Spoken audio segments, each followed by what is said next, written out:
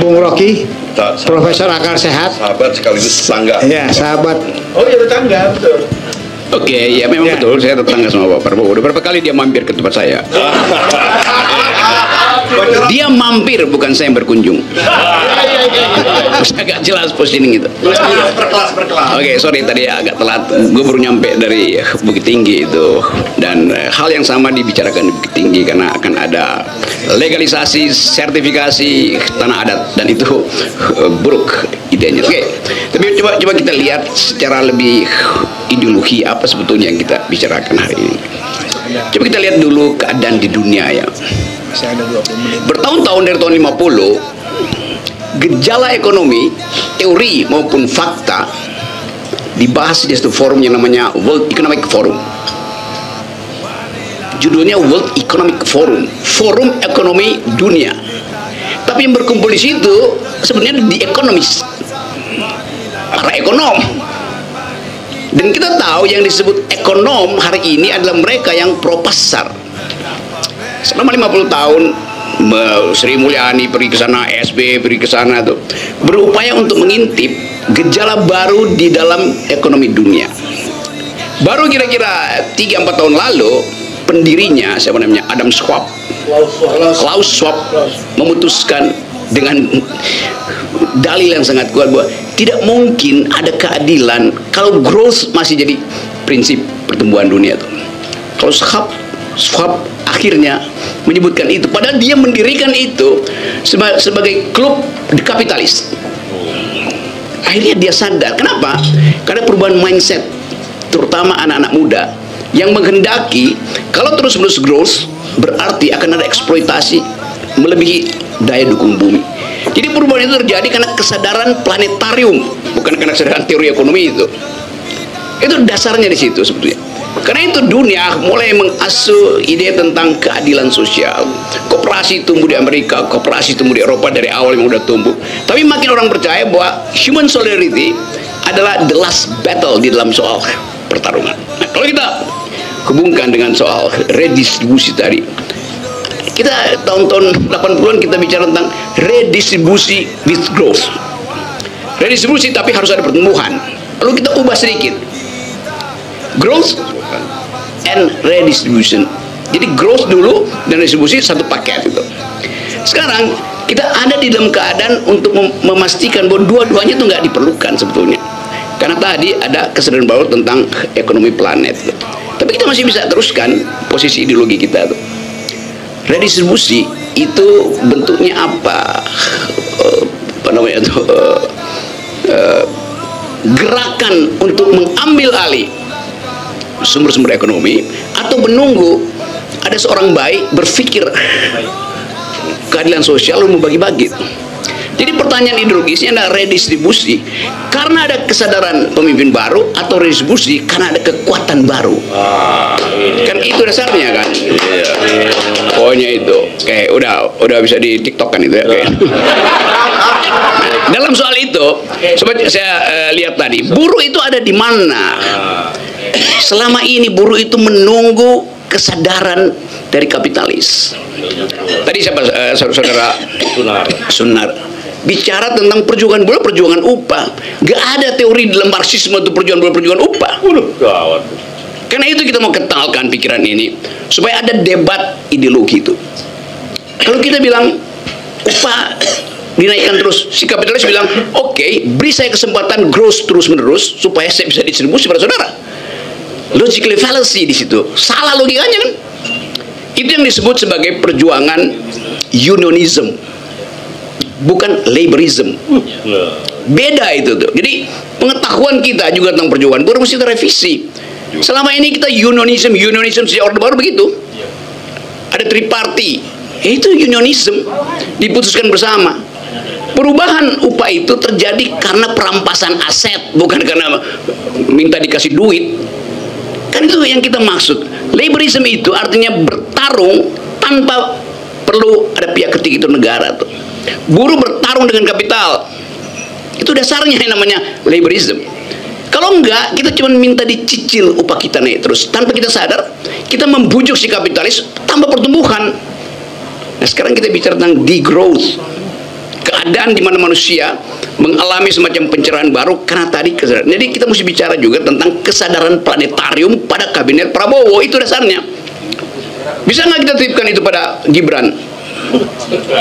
Ya bisa, kesadaran gorong-gorong bisa. Itu juga planet juga tuan. Jadi sekali lagi ini forum untuk menghasilkan semacam paper akademis. Tetapi jangan dilupakan juga bahwa konstitusi kita mengizinkan akumulasi. Kan ada 3 player di dalam konstitusi kita kan. Korporasi, badan usaha milik negara, dan koperasi itu. Jadi boleh ada akumulasi, boleh. Konstitusi bilang begitu. Kalau nggak dari mana pemerataan itu dihasilkan? Ada growth di situ. Jadi boleh korporasi, ada pemain ekonomi yang dilegalkan oleh konstitusi. Yang kedua adalah BUMN. Tugas korporasi akumulasi. Jelas itu tuh. Tugas BUMN adalah distribusi. Yang nggak terjadi adalah fungsi distribusi tidak dilakukan oleh BUMN. Karena BUMN nunggu distribusi dari korporasi itu. Padahal dia punya hak. Karena itu BUMN nggak boleh targetkan keuntungan. Dia adalah public servant. Public services. Yang penting terasa manfaatnya pada rakyat. Bukan dihitung grossnya berapa BUMN. Ngaco namanya tuan. Yang ketiga adalah koperasi. Desainnya memungkinkan kita menyebut negara Republik Indonesia karena ada sistem koperasi yang disebut republik itu dasarnya adalah koperasi dalam pengertian Muhammad Hatta. Bukan republik dalam pengertian Italia, Prancis segala macam, bukan. Respublika. Resnya itu adalah urusan kehidupan bersama yang sifatnya publik. Kalau dia sifatnya publik, maka mesti ada pertanggungjawaban publik pada siapa? Ya pada masyarakat sendiri. Sistem pertanggungjawaban itu hanya ada di koperasi, tidak ada di BUMN, tidak ada di korporasi itu. Jadi kita balik lagi pada DNA ekonomi kita adalah koperasi itu. Itu dasarnya tuh. Sekarang yang terjadi adalah ada market ekonomi. Boleh nggak market ekonomi? Boleh ada market ekonomi. Buat apa? Buat sinyal efisiensi itu. Supply demand kita tahu kan ada market ekonomi. Society itu. Negeri ini tidak dirancang untuk market society. Kan itu ada keadilan sosial. Itu dasarnya tuh. Jadi perbincangan paradigmatik sore ini kita perlukan sekaligus untuk mengedor guru-guru besar yang tidak mampu untuk berpikir secara taktis sekaligus metodologis. Kacau ini nggak ada yang membaca literatur terakhir perdebatan ideologi ekonomi dunia, nggak ada. Jadi apa yang membuat kita kacau bukan ilmu ekonominya yang adalah market ekonomi, karena itu memang standar untuk menghasilkan perencanaan yang rasional. Ya udah terima aja. Tapi jangan market ekonomi ini oleh pemerintah dipaksa untuk masuk juga ke wilayah-wilayah masyarakat, sehingga Rempang itu hanya dihitung berdasarkan market society itu. Masyarakat Rempang, masyarakat adat perlu berapa tanah untuk kita ganti? Anda perlu rumah seberapa luas? Mereka nggak nanya house, mereka perlu home, bukan house itu.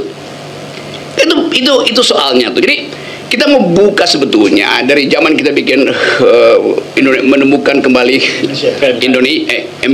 PMKI, Perhimpunan Menemukan Kembali. Ini udah kita ucapkan. Jadi kalau kita dorong Ferry untuk mengucapkan hal yang sifat ideologi koperasi pada bentuk baru, memang itu adalah dalil dari PMKI. Dari awal kita maksudkan itu. Jadi poin itu ada di situ selalu tuh. Hal yang jadi ini bukan hanya utusan langsungnya. Betul, ini bukan cuma utusan, ini dalil yang kita pastikan bahkan sebelum Prabowo bermimpi untuk bertemu dengan Gibran. Lain itu. Jadi ide itu lebih dahulu ada, lebih permanen daripada hasil Mahkamah Konstitusi itu, jelas. Itu dasarnya begitu kan. Jadi sekali lagi, coba kita lihat problem ini secara paradigmatik, itu soalnya tuh.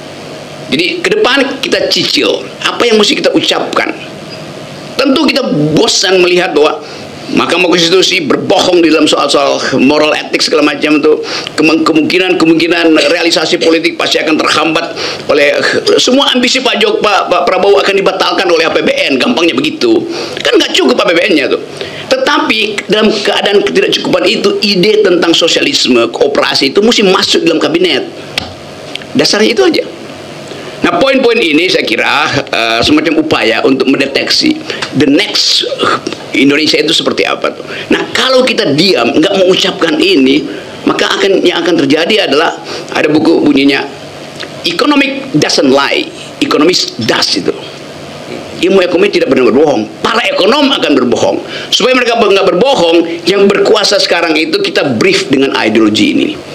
Lain kalau kita menganggap bahwa kita udah lumpuh. Kalau kita belum lumpuh, dan karena itu tadi pikiran itu tidak mungkin lumpuh, dilumpuhkan oleh siapapun, apalagi 1 Mei nanti itu kita hidupkan lagi pikiran itu. Yang kedua, yang terakhir adalah yang terakhir posisi diterangkan bagus oleh Radar tadi, bahwa kita konflik fobia, tapi kita mesti lanjutkan. Kenapa kita fobi pada konflik?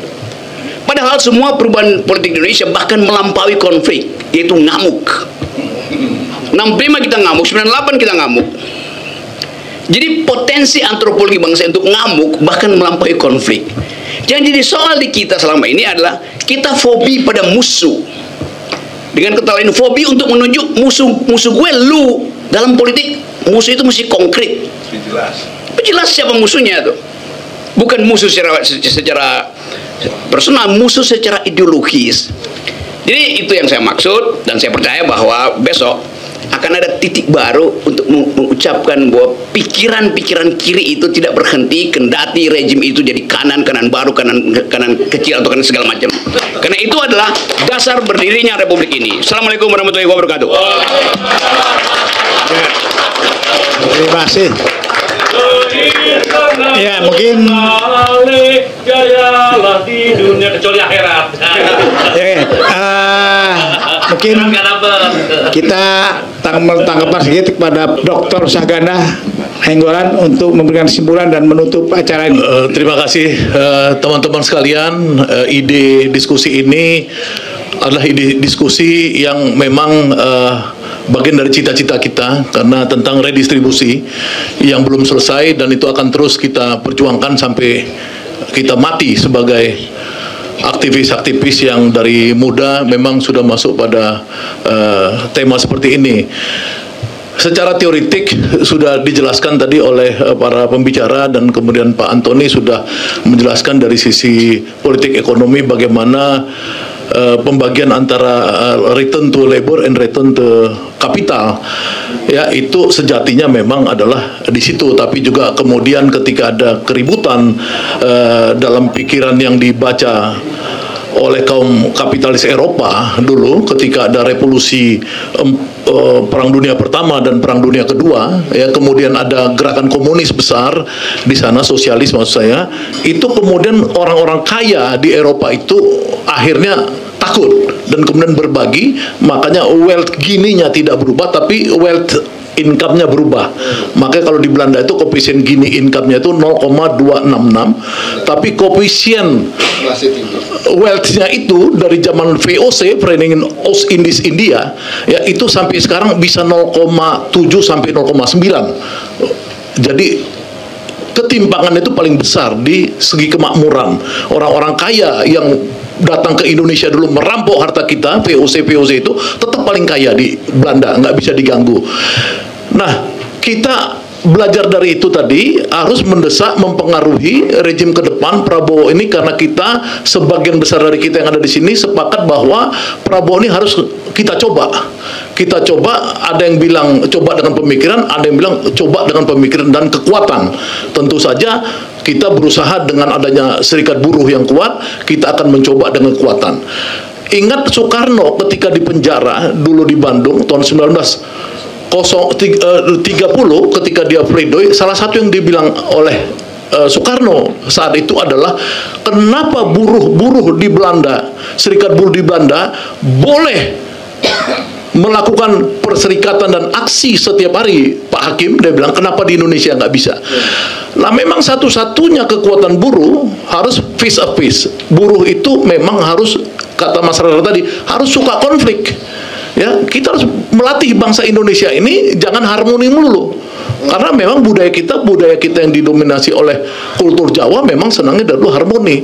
Tapi serikat buruh ya harus memulai untuk konflik. Di sini makanya Jumhur Hidayat sebagai orang Sumedang yang memang punya watak konflik tinggi, kebetulan jadi ketua serikat buruh, Enggak, ini kan saya bicara sebagai ahli sosiologi, antropologi, itu dicoba aja terus. Jadi Jumhur coba terus, ya kan, berkonflik terus, ya kan, untuk apa? Untuk kita memang mencari kebaikan. Itu loh dipayungin itu. Ya, sambil bersamaan kita nitip Peri jadi menterinya Prabowo, ya kan, supaya ada di dalam, ada di luar. Terima kasih, saya pikir kehadirannya di sini, para pembicara, kemudian teman-teman, saya dan Jumhur menggagas tema ini. Insya Allah Sabang Merauke Circle akan masuk ke tema berikutnya sebagai bagian dari penajaman pikiran kita. Bulan depan ini isunya Papua.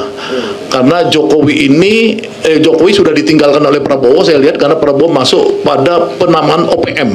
Itu adalah satu fenomena baru di mana konflik Papua ini bisa menjadi kekerasan baru kalau kita tidak memberikan ide-ide segar kepada Panglima. Udah oke. Nah, Anton sudah saya minta untuk menghadirkan Panglima TNI ke acara bulan depan, dan Panglima udah oke ya, tanggal 20 Mei ya. Cari waktunya. Oke, saya berharap teman-teman bisa hadir di acara kita bulan depan dengan Panglima TNI dan beberapa narasumber lainnya. Mungkin ada Dr. Ahmad Yani yang udah berkali-kali ke Papua. Terima kasih juga kepada guru bangsa kita Bapak Rocky Gerung sebagai koordinator PMKI, Perhimpunan Menemukan Kembali Indonesia, yang telah mencerahkan, dan teman-teman lain. Wabillahi taufik wal hidayah. Wassalamualaikum warahmatullahi wabarakatuh.